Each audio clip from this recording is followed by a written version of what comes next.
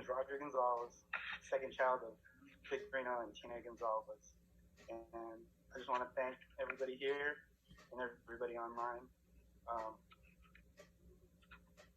for present to honor my father.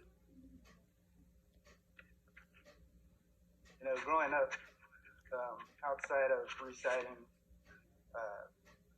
to-do lists or giving instruction on how to do something, my dad wasn't the most talkative guy. And I think that's why a lot of my friends were scared of him growing up.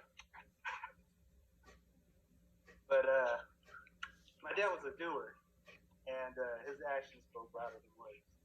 And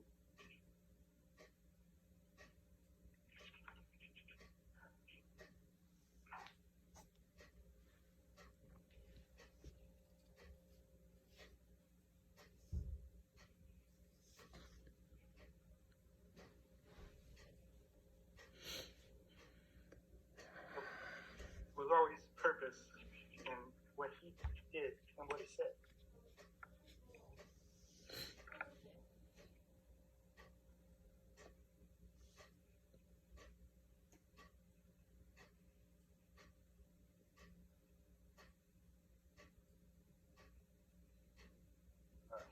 When he realized his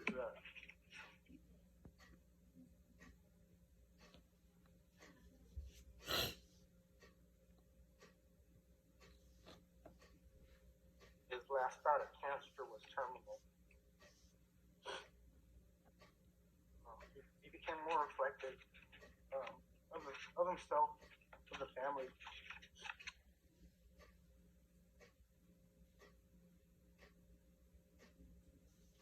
Of his legacy.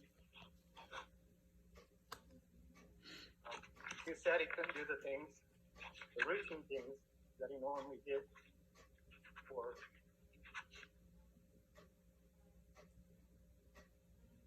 travel to faraway places without worrying if he'd be okay. What concerned him the most was how would my mom carry on after he passed. Take care of him. Of course, we worried about the rest of the family. But as much as we reassured him that we'd take care of her, it was still difficult for him to accept. Just because my dad, for the longest time, was a provider.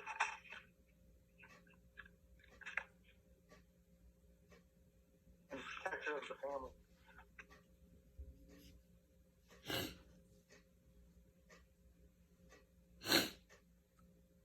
He knew this was coming, but he was prepared.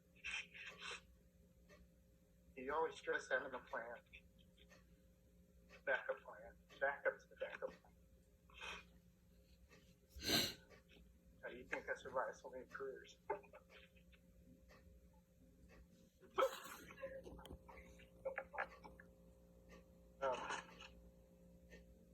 It was really stressed education, made sure that all the kids got college degrees.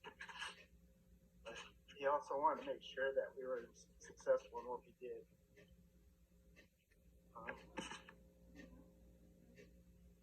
As much as he worried about me and my career changes, he always supported me. He cared for my well-being. He wanted his children to be hardworking, happy, and stable in what they did, and in life in general. What I learned from him was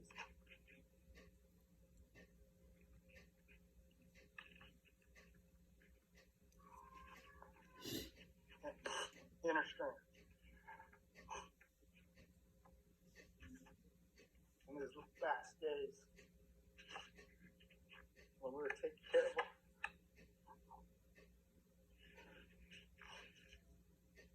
I truly appreciated what you were fighting.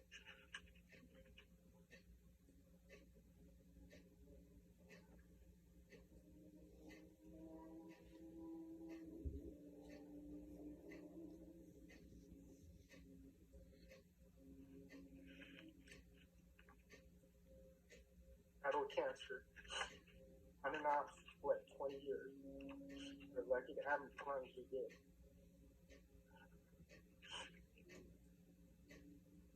He also taught me to be responsible, active, respectful, and a contributor.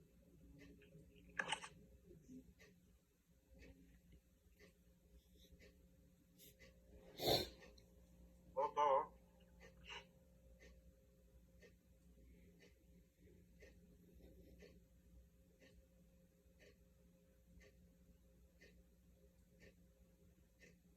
family comes first.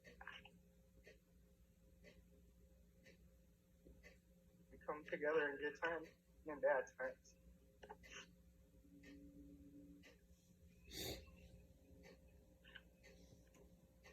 To ensure the protection of the family unit. This includes my extended family.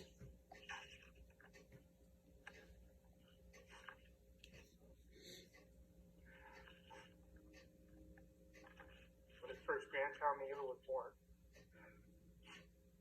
I was so thrilled that there'd be another generation that would carry this bloodline.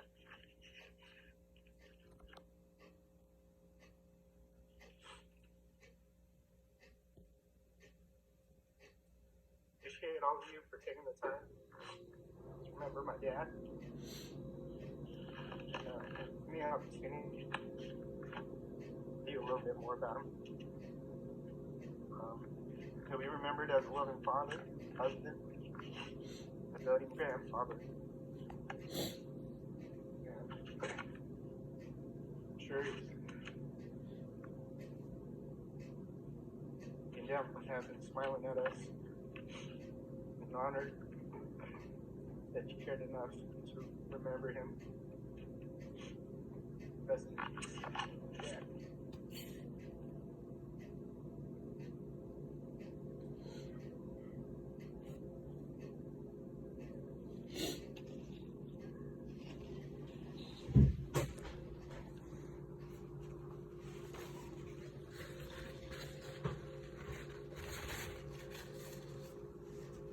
Yeah.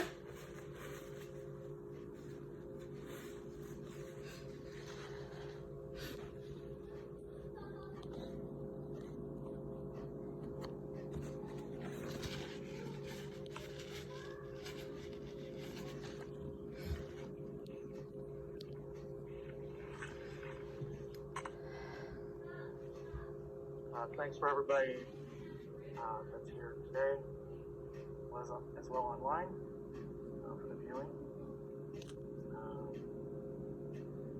With regard to the pandemic, I want to apologize for the inconvenience that everybody's been through, particularly my mom and my brother and sister. In any event, thank you. I'd like to open with a poem, You Were There, by author unknown. You were there when we took our first steps and went unsteadily across the floor, pushed and prodded, encouraged and guided, until our steps took us out the door. You worry now, are they okay? Is there more you could have done? As we walk the paths of our unknown, we wonder, where have my children gone? Where we are is where we have led us. With your special love, you showed us a way to believe in ourselves and the decisions we make, taking on the challenge of life day to day. And where we go, in sure, in spirit, we shall never be alone.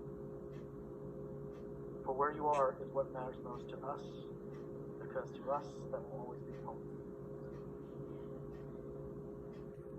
Now I'd like to share a couple of personal memories of my dad that I'm not too sure many people could recall, much less have heard them.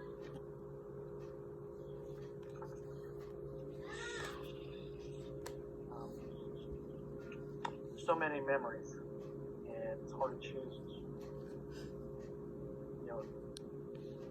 narrow it down to just a few. So I'm just going to pick one that I had. Think about this the other night. First memory was one day back when I was a kid living in the Navy housing neighborhood in Panama City. I was watching in amazement of the other kids riding their bikes using no hands to steer the bikes. And I thought, that's cool. And I wanted to ride my bike with no hands just like them. So naturally, I asked my dad if he'd teach me how to ride my bike with no hands. And he said, sure, let me cut off your hands first. He wasn't laughing. In an odd sense of humor. Very, very odd. The second memory I had of him that I was thinking about, probably a very typical one, especially if you're a kid that always got in trouble. It was when I was a teenager, and my father's birthday in December was coming up in a couple of days or so, and I had not yet gotten him a birthday gift. I wanted to surprise him with this cool gift that was only available at the exchange at the Travis Air Force Base, which is about 25 miles away. So I clearly needed to drive there if I wanted to get that gift. And the only available car at the house during the work week was the fancy car. So although I had recently received my driver's license, I was not allowed to drive that car without permission. However, I was desperate. So in my infinite wisdom, I decided to sneak out with the fancy car after school to pick up the birthday gift before he'd get back home to work around 5:30, and he would be none the wiser. Or so I thought. I executed my plan faster than anticipated. Felt pretty confident that I was going to keep the element of surprise intact with respect to the birthday gift. Lo and behold, the surprise was on me in more ways than one. As I was approaching the carport, I saw my dad standing in the garage waiting for me. At that moment, I was busted, scared shitless. Apparently, he left work early that day. In any event, as I was parking the car, my mind was racing, trying to come up with some excuse or lie or obfuscation to account for why I took the fancy car out for a drive without his permission. Also, I could keep the element of surprise intact with respect to his birthday gift. As I stepped out of the car, I couldn't but notice the furious expression on his face, which could boil the water in the nearby Napa River. To my astonishment, he politely asked the obvious question. Why did you take the car without my permission? After a long pause, stumbling I'm sorry, and a half-hearted attempt at obfuscation, I eventually came to the rapid realization that I had to tell the truth. Surprise birthday gift and as such, I sheepishly confessed that I drove to Travis Air Force Base to pick up his birthday gift to give to him tomorrow, and that I was attempting to surprise him with the birthday gift by not leaving him. After the confession, I fully expected that he would yell at me with the fury of a blast furnace and maybe a hard slap in my face for good measure. Surprisingly and quite unexpectedly, he said, "It's okay. Grab the gift. Let's go inside." That was the end of it. No yelling, no punishment, nothing. However, there was something. I just didn't see it at the time, much less appreciate it. Lessons. life lessons. First lesson, follow the rules. The rules are just not for your sake, but also that of others. Second lesson, the best laid plans of mice and men often go awry, to paraphrase Robert Burns. No matter how carefully a project is planned, something may still go wrong with it. Third lesson, tell the truth, don't lie. To quote Sir Walter Scott, "But what a tangled web we weave when we first practice to deceive." Telling lies or acting in a dishonest way create problems and complications which we cannot control. Fourth lesson, be empathetic and sympathetic. Feel what a person is feeling and understand what a person is feeling, respectively. You may find yourself in a dilemma by which you want someone to be empathetic and sympathetic towards you. The fifth and final lesson, context is important. Context provides meaning to your message. Be it an explanation of why you took the car without permission, or be it an unforeseen lesson you're imparting to your kid.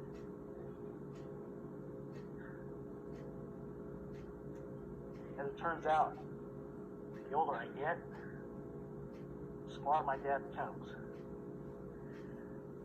Thanks, Dad. Even with your passing, you're still a great teacher of life. I love you. Rest in peace.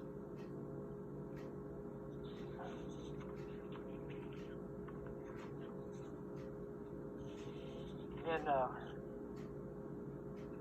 for those of you who are here, as well as those viewing the live broadcast, again, I wanted to thank you on behalf of my family for your participation in your prayers. That concludes the program. However, the viewing will continue until 9 p.m. We'll welcome you to still stay online to reflect on how my dad affected your life, and wish many prayers at your discretion.